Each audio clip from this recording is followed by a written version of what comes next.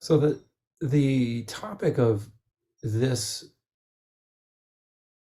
talk is about Buddhist perspectives on death. And what I'll share here is by no means the be-all and end-all of Buddhist thought on death, but it will give you some ideas about how to understand how Buddhists might understand death and dying. So I'd like us to begin with a short meditation. And maybe some of you have done some of the meditations that I've shared with you on videos and whatnot. The purpose of this meditation is to help us to understand from an experiential level how Buddhists might come to an understanding of death. And it's not meant to propel you to that understanding, but it's important to understand the state of mind that one cultivates during meditation as a means to understanding the teachings or the Dharma that follows that. So you're welcome here, if you'd like, to join me in this meditation. It'll be a guided meditation, and so you could enter in at any point, or you could just simply listen to it. Feel free to sit on the floor if you have access to a clean space to sit on, or you could do this sitting on a chair. If you sit on a chair, you might want to scooch a little bit forward on the chair so that your back is not dependent on the back of the chair, unless you have some kind of issues with your back. And that way you develop some strength in holding your back, holding your body. And once you've adjusted how you're sitting in the chair, let's take a moment to check in with your posture. First thing to consider is having your nose and navel in alignment. In other words, we're not leaning this way or leaning that way, but right to the center. So see if you can get a sense of that. One way to know where center is to purposefully rock left and right, and then come back to center. The other thing we want to think about is having our ears, shoulders, and hips in alignment. I'm going to turn my body so you can see an example. By no means the best example, but an example. So having our ears, shoulders, and hips in alignment, one single line. And one way to determine how centered you are here is to rock forward and backward a little bit.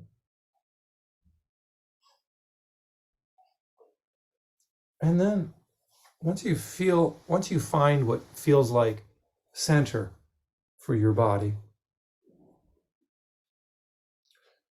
you can place your hands on your knees or in your lap. If you want, you can make what's called the cosmic mudra. A mudra is a hand position. A mudra is a seal. And so for this seal, the right hand makes the base and the left hand goes over top. The thumb tips just lightly touching like so. Just set that in our lap like that. But if that's not comfortable for you, you can always just put your hands on your knees.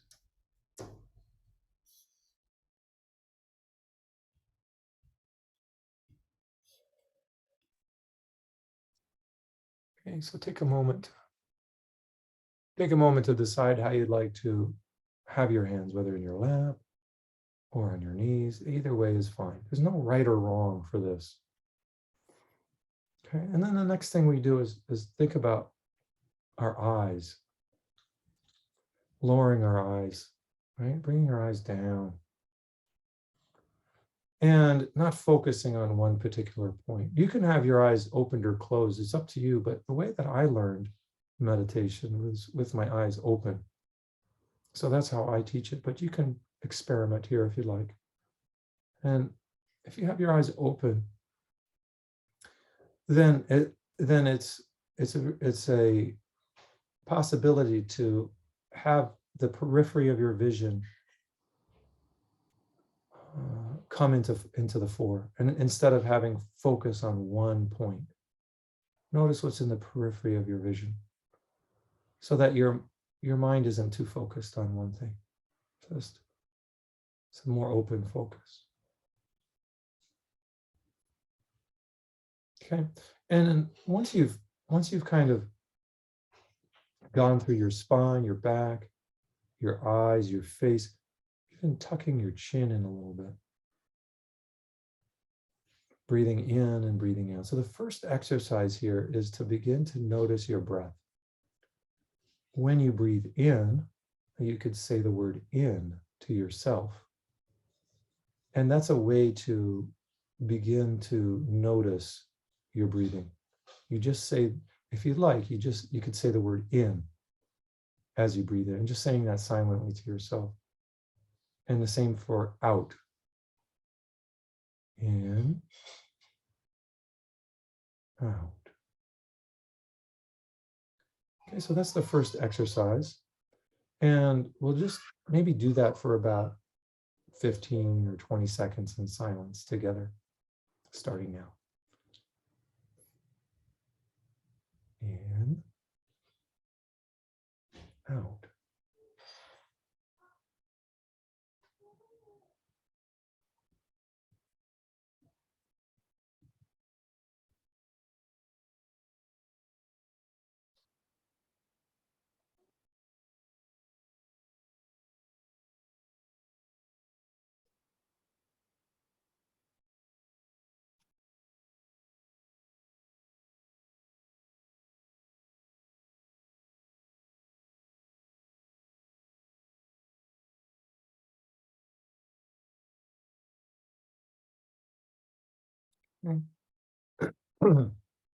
The second exercise is also connected with our breathing. So there will be 5 exercises here.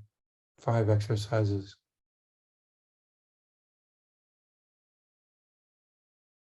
The second exercise of the 5 is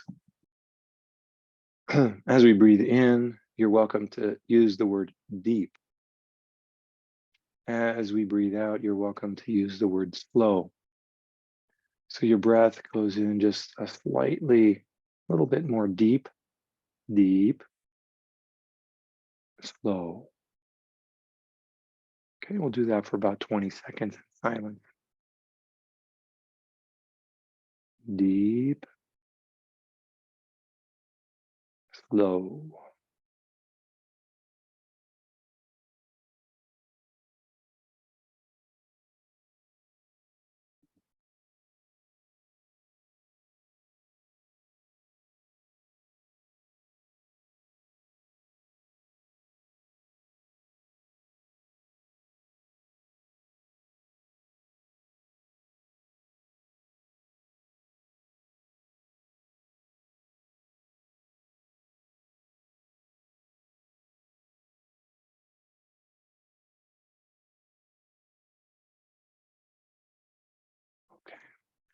Okay. And now going on to the third exercise.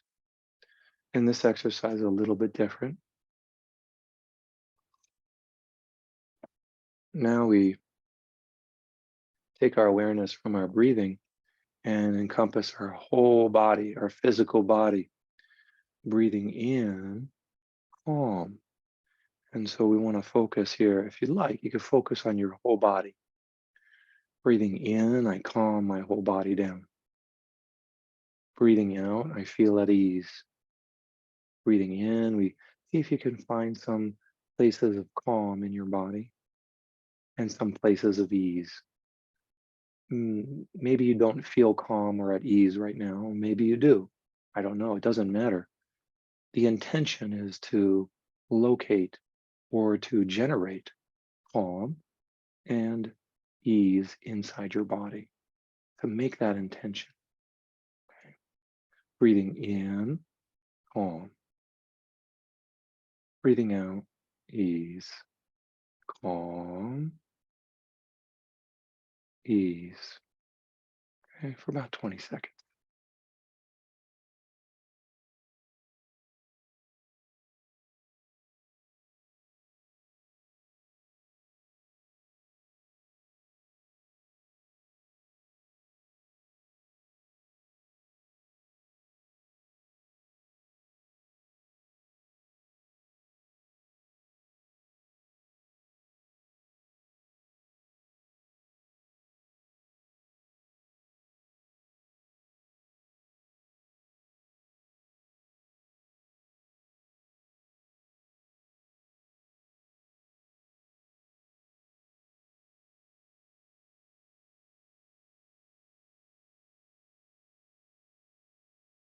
Okay, and then the third exercise, no, I'm sorry, the fourth exercise. We begin to let go of awareness of our body, but not completely. Breathing in, I smile. Now we're starting to focus on mental and uh, emotional states of mind, feeling states of mind, and to intentionally cultivate well-being, to intentionally cultivate feelings of joy. And so that's why there's the encouragement, if you want, to bring a small smile to your mouth. Many Buddha statues have a very subtle smile on them, and that's to help keep it light, right? We always feel better when we smile, and if you see somebody smiling, you lighten up a little bit, right? So smiling is a practice. Even if you don't feel like smiling, it can have a transformative effect on how you feel and how others feel when you smile. It doesn't have to be a big toothy grin smile, but just a nice, sincere smile. Smile, release.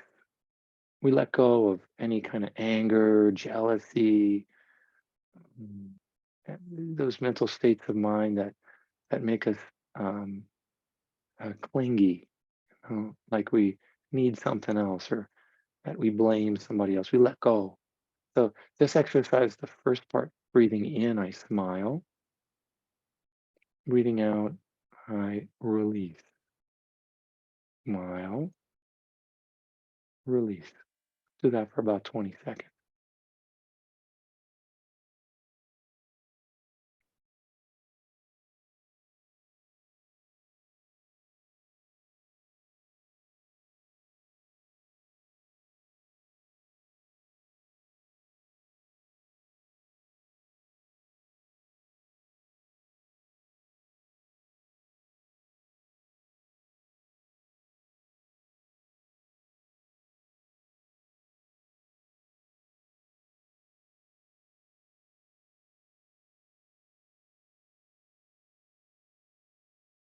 Okay, and the fifth and final exercise is to extend our awareness into the present moment. So we become aware of what's going on around us, not just what's going on inside of us, but also in our external world and the environment around us. So the first part is to become aware of the present moment, whatever is here, whatever, you don't have to necessarily look around, but noticing, like getting a sense of being in a particular space. Right? You're in a room somewhere probably,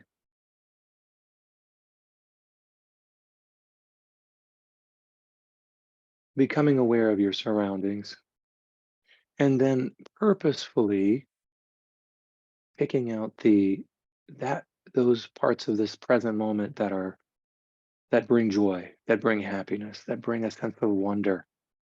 So it could be the wonderment of the fact that you can see, the fact that you can hear, or that you can breathe.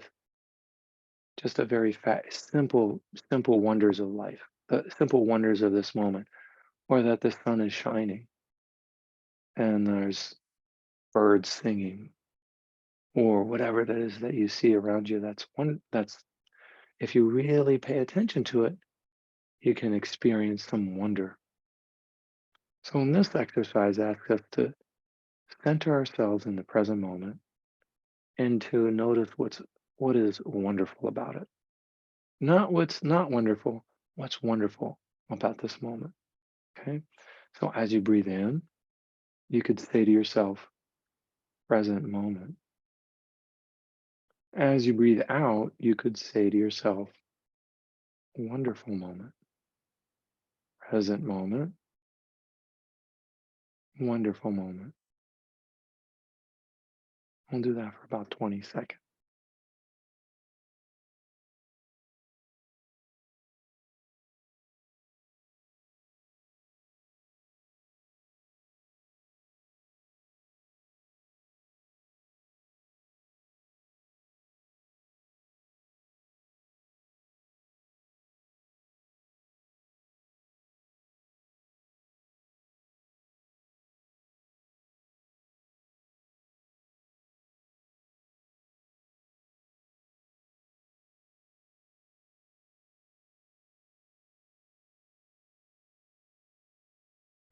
Okay.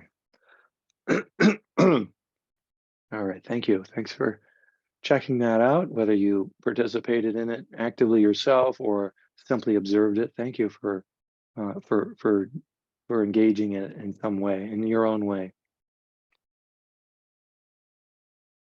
Now, uh,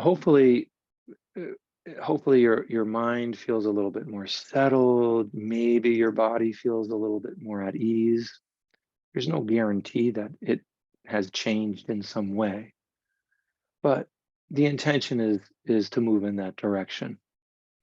And now that maybe those things are present in us, we can begin to start to look at a subject that is really quite challenging for many, if not all of us, in some way.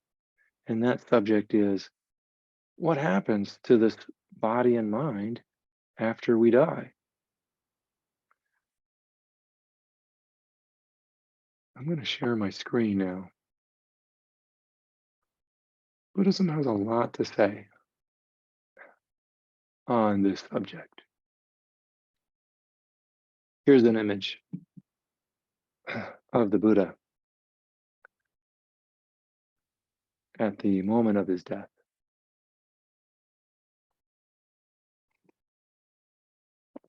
Take a moment and looking at that picture, what do you notice? Can we see what happens to him after his death?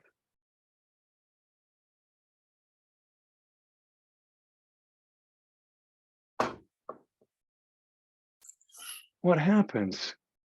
What happens after someone dies? And I'm guessing that probably each of you have some idea whether you believe a person goes to heaven or you're not sure. That's still that's still a thought, right? What happens after you die? If you say the person goes to heaven or hell, that's a clear idea. If you say I don't know, that's still a clear idea. It's the thought I don't know. So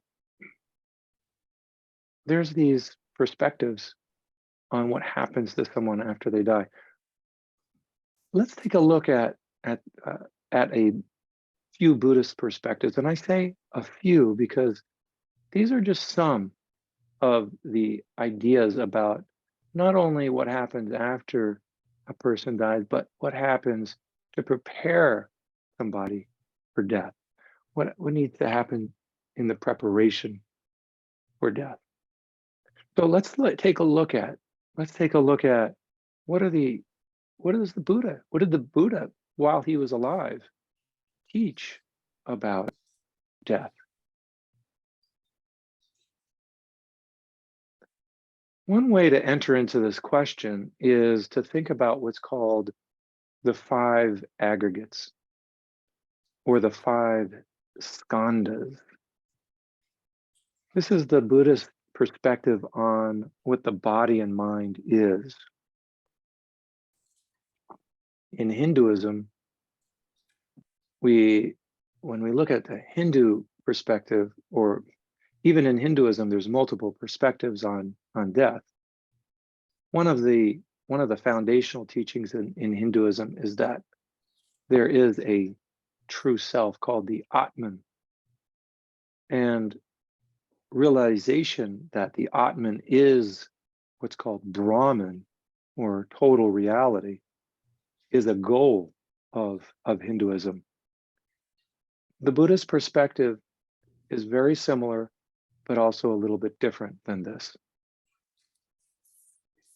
So in Buddhism, the body mind is comprised of 5 aggregates, or 5 heaps, 5 things. Form. Form is referring to our physical body, including our senses, our sense organs of eyes, ears, nose, tongue. Form is one of these 5 aggregates. The second one is feelings. and feelings are referring to not just the whole span of emotions, but basically 3: pleasant, unpleasant, and neutral. Perceptions has to do with our way of seeing the world, how we perceive things. We might see things from a particular angle. Say we were looking at a tree from one side of it. We see a certain aspect of the tree. But if my friend was standing at another side of the tree, my friend would see a different angle of that tree. Would we be seeing the same tree?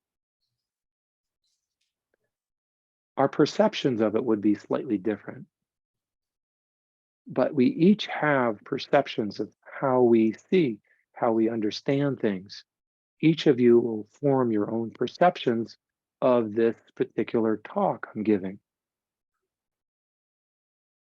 Okay? The 4th aggregate is mental formations. Now, this includes thoughts, and it also includes emotional states like anger and greed, but also compassion, love, forgiveness, contentment, even things like non-thought.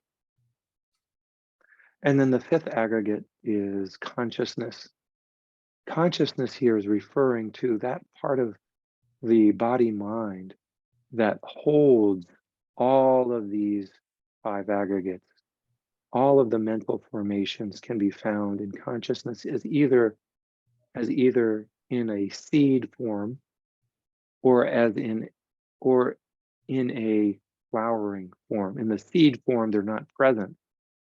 We might not be angry at the present moment, for example, but we still have the seed of anger in us. And if it's watered, then that seed will come into it will flower in our minds in working consciousness. And the same is true for compassion. We might not experience compassion in the present moment, but we have the seed of compassion in us. And if it is watered through the way that we study, the way that the friends that we're around, the spiritual practices that we do, compassion can also be watered and blossom into working consciousness. So the Buddha said that the body and mind are made up of these 5 aggregates: form, feelings, perceptions, mental formations, and consciousness. This is one way to understand the self. Each aggregate is like a river flowing, and they're not so separate from each other. Within the river of form, you can find the other 4 aggregates. Within the river of consciousness, you can find the other 4 aggregates. When these aggregates are present in a human being, then there is said to be a human being. And when they are no longer present, there is no longer a human being. In other words, when the form aggregate dissolves,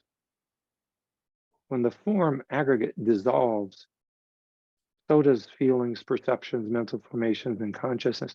When the body dissolves, everything goes.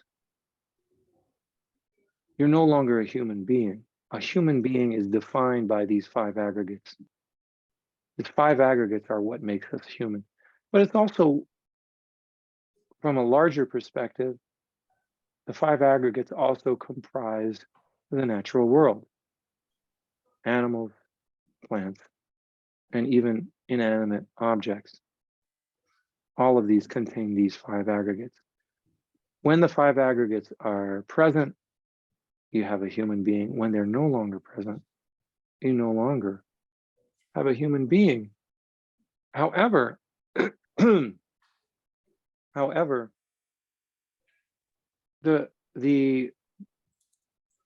in Buddhist tradition, there is belief in reincarnation. So it's not like when the body decomposes, there's no longer anything at all, because there's this persistent view of reincarnation, of coming back again and again. It makes it a little bit tricky, I think, to understand Buddhist teachings around reincarnation if this self dissolves.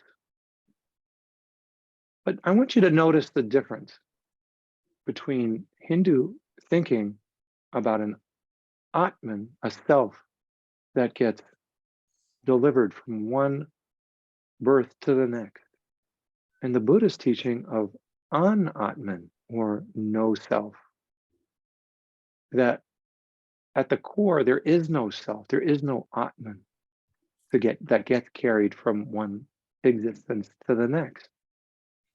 And the term for this is An-Atman. Notice the A-N in front of Atman.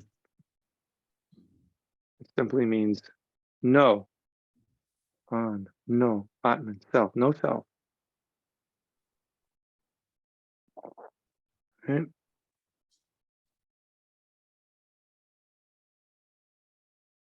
So let's look at some differences between Hindu and Buddhist views. In Buddhism, the founder is considered Buddha, but in Hinduism, there is no founder. Hinduism is far older than Buddhism. And Buddhism comes out of Hinduism. Some believe that Buddhism is a branch of Hinduism, but it also is distinct from it. Buddhism refers to what are called the sutras, or the teachings of the Buddha. And there's basically two main teachings. One is the early teachings, known as the Theravada teachings, and then there's the later teachings, the Mahayana. That's the source of knowledge and wisdom for Buddhists. Whereas in Hinduism, the Vedas, the Upanishads, and the stories, the Mahabharata, the Ramayana, Puranas, and I'm sure there's more than just what you can see here, but a person who would consider themselves Hindu would probably go to these sources in some way, refer back to them. Whereas a Buddhist might refer back to teachings of the Buddha. Now, there are a lot of similarities and crossover between these two. Looking down at the next line, for Buddhism, the Atman, the Buddha taught, is illusory. That there is no self, there is no separate self. Hinduism says it a little bit differently. It says that Atman itself is Brahman, this total reality. It has a different way of thinking about about how to describe reality and life after death. Buddha taught that Atman is illusory. Hinduism says Atman is Brahman. both of these teachings are not something that we can understand with our intellect, with our common knowledge. It comes through meditative practices like the one we did at the beginning of this teaching, of this talk. In Buddhism, there is the adoption of these words dharma, karma, samsara, sutras, although the word dharma is used a little bit differently in Buddhism. Dharma denotes or connotes teachings in Buddhism, whereas dharma in Hinduism connotes one's role in life, one's dharma, one's duty. Buddhism picks up on this term, nirvana, and it's also found in Hinduism. You can find it in the Bhagavad Gita, and there's also this term moksha. So these are some similarities and differences between what is come to be known as Buddhism and Hinduism. So let's start to look at some other perspectives. The first perspective we looked at is this perspective on the 5 aggregates. When you have these 5 aggregates together, form, feelings, perceptions, mental formations, and consciousness, you have a human being. And when they dissolve, when they come apart, you no longer have a human being. That's one way to look at it. Here's another perspective from the Zen tradition, Zen Buddhism. This is from the great teacher Eihei Dogen. He writes, this is in the 12th century, he writes, just as firewood does not become firewood again after it is ash, you do not return to birth after death. So let's think about that for a moment.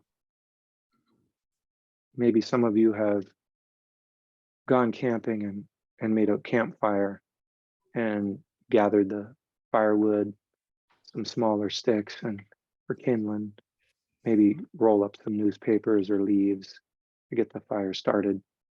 The fire, you get it started, it burns. And what happens to the wood that's in there? It burns. It becomes smoke, it becomes ash. And Dogen, Zen Master Dogen is saying that ash doesn't return to firewood. And in the same way, a human being doesn't return to a human being after it's dead. Right? So continuing, he says, but don't stay there. Don't get caught in don't get caught in that view. He continues, he says, this being so, it is an established way in Buddha Dharma, in the teachings of the Buddha, to deny that birth turns into death. He says, birth doesn't turn into death. He says, birth is understood as no birth. He says further, it's an unshakable teaching in Buddha's discourse that death does not turn into birth. Death is understood as no death. Birth is an expression complete this moment. Death is an expression complete this moment. They are like winter and spring. You do not call winter the beginning of spring, nor summer the end of spring. Winter is winter. Spring is spring.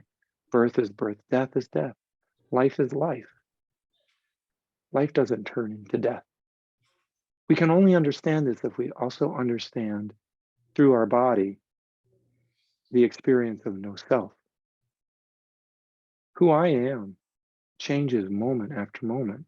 I'm not the same person I was 10 minutes ago, even, let alone in the next life.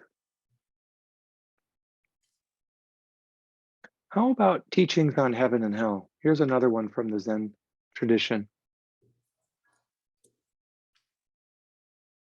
This is in a neat illustrated book called Zen Speaks by Tsai Chi Chung, the illustrator. There once was a general who asked the Zen master Hakuin, are there really such things as heaven and hell? What do you think he said? So the Zen master asks him what he does for a living, and he tells him, well, I'm a general. And the Zen master laughs. What idiot asked you to be his general? You look more like a butcher to me. Well, huh. Does he know who he's talking to? This is a samurai. He can cut him in two. Look how angry that samurai is for laughing at him like that. And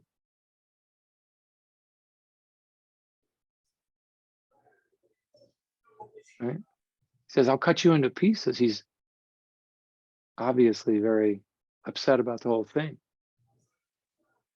And as he's about to cut him in two, the Zen master says, "Here lie the gates of hell." So he realizes his error, and the samurai says, "Oh, I'm sorry. Please forgive me." And the master says, "Here lie the gates of heaven." So you see how heaven and hell can be entered into it in a moment's notice, depending on your state of mind. This is hell. This is heaven. Right? Heaven is that state of mind where you're supple, open to understanding and open to learning, forgiving, loving, sense of kindness. Heaven and hell aren't places that suddenly appear after death. They exist here and now. Good and evil involve just a single instant of thought, and the gates of heaven and hell are ready to open for you at any time. Right? Any moment can be a moment of heaven or a moment of hell, depending on your particular state of mind. But that's not the end of it. Listen to this poem by the Vietnamese Zen master Thich Nhat Hanh. He's the author of many, many, many books, including The Heart of the Buddhist Teachings. He says, "This body is not me. I am not limited by this body. I am life without boundaries. I have never been born and I have never died." Notice the similarities. Notice the similarities. No birth, no death. Look at the ocean and the sky filled with stars, manifestations of my wondrous true mind. Since before time I have been free. Birth and death are only doors through which we pass, sacred thresholds on our journey. Birth and death are a game of hide and seek. So laugh with me, hold my hand, let us say goodbye, to meet again soon. We meet today, we meet again tomorrow. We'll meet at the source of life in each moment.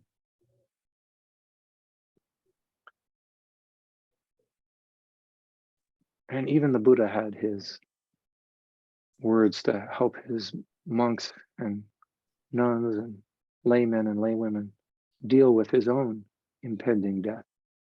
He says to them, "Be your own lamps, be your own refuges." A monk or a nun or a layman or a laywoman becomes his or her own lamp and refuge by continually looking on his or her body, feelings, perceptions, moods, and ideas. And those are those skandhas, those aggregates, in such a manner that he conquers the cravings and depressions of ordinary people and is always strenuous, self-possessed, and collected in mind. The true Buddha is not a human body, it's enlightenment. A human body must die, but the wisdom of enlightenment will exist forever in the truth of the Dharma and in the practice of the Dharma. All right.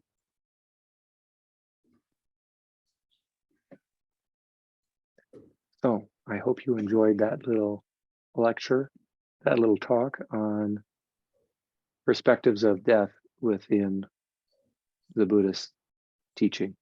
And again, this is by no means all of the perspectives, but I think it'll give you some ideas of Buddhist teachings on this subject. All right. Thank you.